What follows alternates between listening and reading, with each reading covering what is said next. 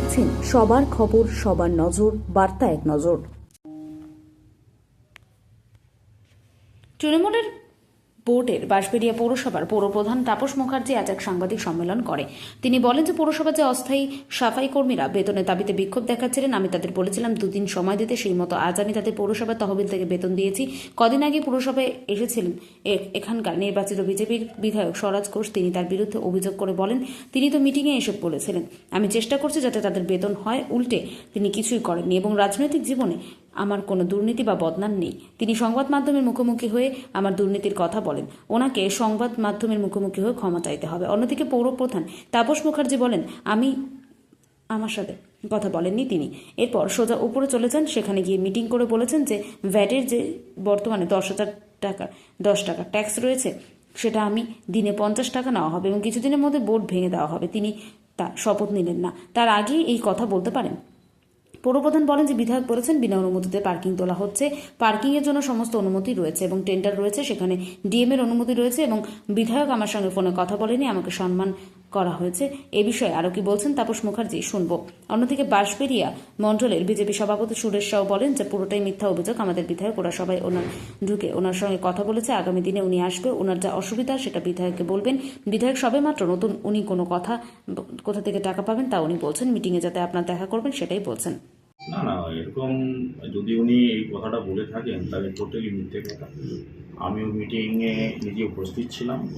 আমাদের বিধায়ক সাহেব বলেছেন আমরা যদি আসি এই জঞ্জাল ট্যাক্স টোটালি মুক্তিকরণ করা হবে, ওখানে কোনো ট্যাক্স দেওয়া হবে না।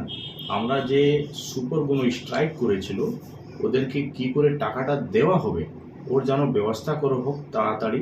এই শুক্রবার দিন আমরা আলটিমেটাম দিয়েছিলাম, ওখানে বড়োবাবুকে বলেছিলাম এই শুক্রবার দিন যেন ওদের সবাইকে পেমেন্ট করে দেওয়া হোক।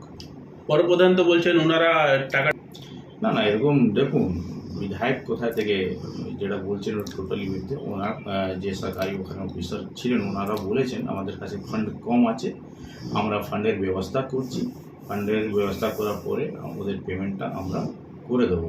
এনারা 15 বছর সরকারে ছিলেন, সরকারে থাকাকালীন তার এই সুপারদের পেমেন্ট হচ্ছে না, এনাদের নিজেই লজ্জা লাগা দরকার। আমাদের বিধায়ক বিষয় এনারা বলছেন, নিজের একটু ভাবা উচিত কি ওনারা সরকারে ছিলেন আর সুপারদের পেমেন্ট হচ্ছে না 2 মাস ধরে। আমরা দেখতে পাচ্ছি যারা পেনশন হোল্ডার আছে, কালকে ওরা ওখানে পৌরসভার সামনে বিক্ষোভ করেছে।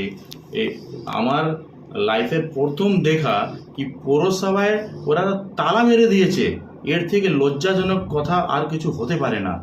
আর পার্কিংয়ের যেটা আপনারা বলছেন, অভিযোগ করছেন, বলছেন ওরা সব কাগজ দেখিয়েছে, পার্কিংয়ের অনুমতি দেওয়া আছে। দেখুন, আমরা যেদিন পৌরসভা যাই আমরা এই পার্কিং স্লিপগুলো ওনাদেরকে দেখিয়েছিলাম পৌরপ্রধান ওখানে অফিসারদেরকে। ওনারা বললেন কি না এটা আমাদের না, এখানে কোনো ওখানে লোগো নেই।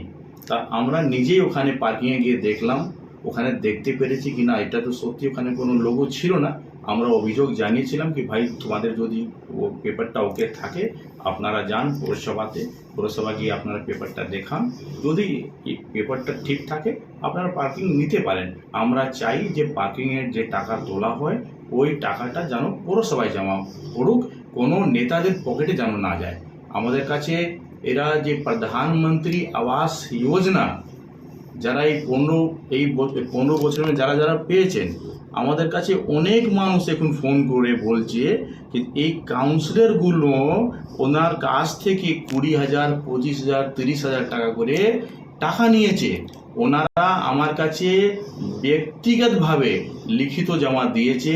আমাদের কাছে একটা আরও অভিযোগ আছে, এই যে পৌরসভা কন্ট্রাক্টর যারা রয়েছেন, একটা কাউন্সিলর ওদের কাছ থেকে 10% কমিশন নেয়। এই সব তদন্ত হবে, আপনারা শুধু সময়ের অপেক্ষা করুন। দুধ কা দুধ আর পানি কা